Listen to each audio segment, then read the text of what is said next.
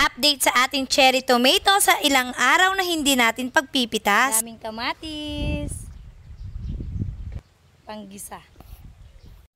Hello guys, good morning. Ilang araw tayong hindi nakakuha ng tomato. Alam nyo bang ang dami na namang bunga? So tara, harvest muna tayo. Una nga, ito na yung nakuha namin kanina. Bago ko naisipan, hindi ako mag-update ng cherry tomato picking namin. So yun guys, tingnan nyo. Ang dami na namang bunga doon na hinog. Again. So yun guys, tingnan nyo. May mga bunga dyan. And doon na sa ilalim. Doon pa banda doon. Tapos tingnan nyo. Ang dami na namang bunga dito. May mangilan-ngilan sili din. Diba? Yan yung update. Ilang araw kasi kaming hindi nakakuha. Yung iba nga naglaglagan na. So guys, dito tayo kukuha banda dito. Ang daming bunga. Ang daming hinog. Tingnan nyo isang ganito. Marami pa dito. Sarap din papakin itong fresh.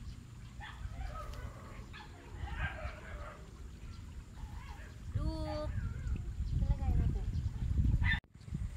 Oh guys, tingnan nyo. Ito pa lang yung partial na nakuha ko. Si ate kasi marami na siyang nakuha.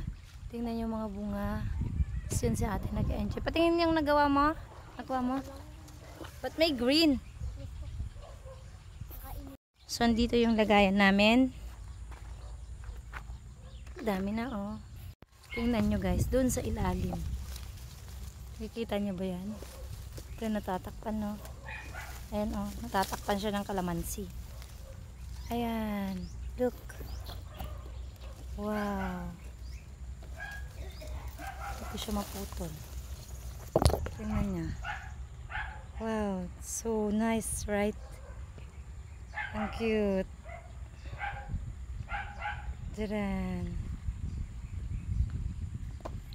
Ayan guys, iniwan na ako ni Ate Cheska. Kaya ako na lang yung kukuha ng mga hindi pa nakukuhang mga hinog.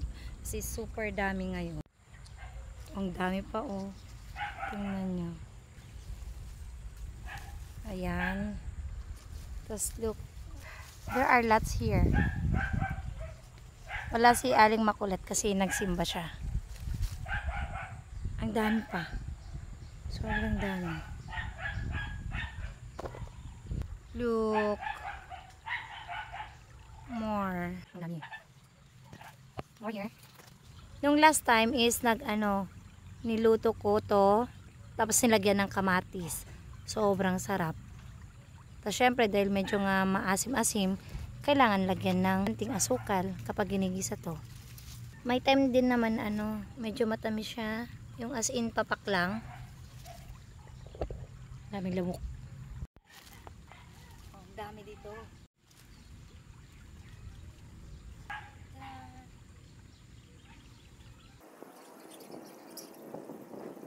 Naging busy kasi kami sa kakapanood ng provincial meet. So napabayaan. Tapos ngayon, as in, ang dami na niyang hinog. Actually ito guys, hindi to tinatanim. Tinatai lang to ng ibon. Sabi nga pala ng pinsan ko, mahal daw sa palengke. Pero bibihira nga lang. Meron daw, pero bibihira lang siyang available sa market. Ingay nung aso, no? Aso ng kapitbahay yun. So, look. May makita. Tcharan! And guys, dahil may nakikita rin ako mga bunga ng sili na hinog na, kunin ko na rin. Ang dami na rin eh. Tingnan nyo oh. Yan yung mga bunga-bunga. Kahit pa konti-konti yan, may ipon din yan eh.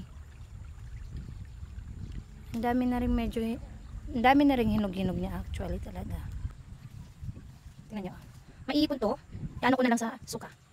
Ayan guys. Marami din dyan. Tingnan nyo, mga red-red na rin. Ayan siya. Diba yan? Ito oh. Wow. So yan guys, dahil puno na yung bilaong isa, nagpakuha ko kay ate. More. Baka kahit maliliit, nakakaipon din. Dumadami din siya. Yung pate, oh. Nasa ilalim. Ay na, natapon pa. Napakan ko. So yan guys, manguha pa tayo ng konting bunga ng sili na hinog.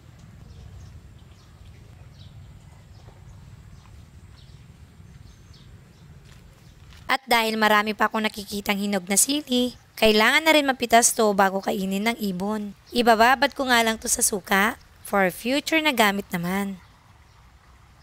At ito nga po lahat ng harvest ngayon. And aside from here, meron pang konti dito. So sobrang dami, no? Try nga natin itimbang kung gaano karami yung nakuha ngayong araw. Grabe guys, ang dami. Ha? Ang dami niya, oh.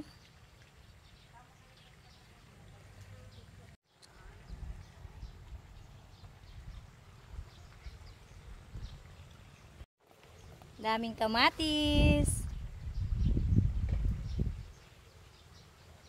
Panggisa. Yan, subukan natin itimbang kung gaano karami yung nakuha ngayong araw. So yan, timbang natin. Kung naka 3/4. Ayun o, 3/4. So yan nga lahat yung nakuha natin for today. Salamat sa pagsama. Hanggang sa susunod na harvesting.